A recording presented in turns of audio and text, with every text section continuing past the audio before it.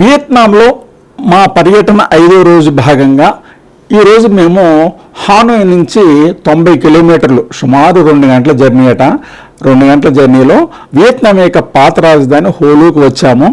Hole ఆ పాత రాజధానిని దర్శించడానికి ముందుగా నిన్ బిన్హా అనే చోట ఒక లయింగ్ డ్రాగన్ మౌంటైన్ ఒకటి ఉంది. ఆ మౌంటైన్ కోసం ఇక్కడికి వచ్చాం అనమాట.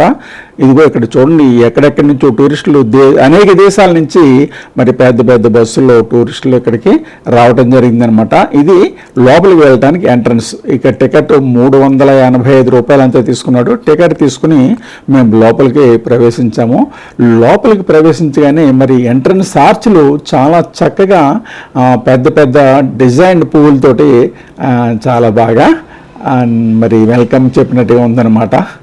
దూరంగా కొండలు, మరొక ప్రక్క వాతావరణం కూల్గా ఉంది. వియత్నాంలో ఎక్కువ ప్రాంతాల్లో కూల్గా ఉంది. టెంపరేచర్ 18 డిగ్రీలకు మించి లేదు. అందు గురించి చాలా ఆహ్లాదకరంగా ఉంది. ఉదయం 10 అయింది మేము ఇక్కడ చేరుకునేటప్పటికి. ఇది ఇక్కడ ఈ సెల్ఫీ పాయింట్ ఒకటి నన్ను బాగా ఆకర్షించింది. ఈ సెల్ఫీ పాయింట్ ముందు ఈ పెద్ద సైజు జోళ్ళు, ఆ జోళ్ళు అంత సైజు ఎందుకు పెట్టారో నాకు అర్థం కాలేదు. మరి అది వారు రాజు యొక్క పాదరక్షల కింద పెట్టారా ఏమిటా అనేది ఎవరినైనా అడుగుదామన్నా మనకు ఆ భాష తెలియదు కదా. కొండకి నడిచి వెళ్తూ ఉంటే ప్రక్కన ఒక షాపు దగ్గర నుంచి స్థానిక భాష వియత్నాం భాషలో చక్కని పాట వినపడుతుంది. మీరే వినండి.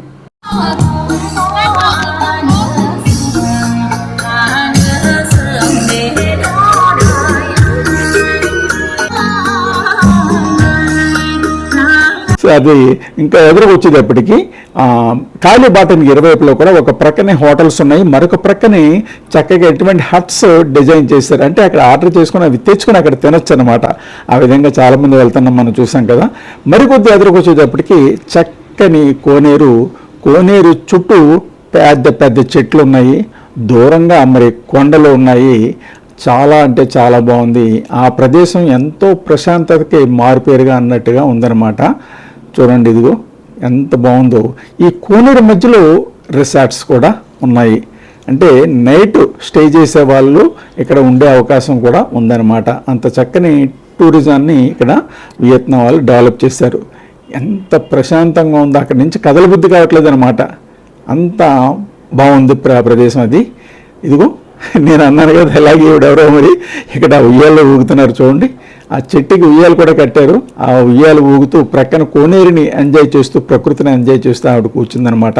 ఇక మేము 500 మెట్లకి ఎదిగో పైకి చేరుకున్నాం. చాలా కష్టమైంది, పైన నిలబడటం కూడా చాలా కష్టం. కానీ అక్కడి నుంచి ప్రకృతి చుట్టూ చూస్తే ఎంతో మనోహరంగా ఉంది, చాలా బాగుంది.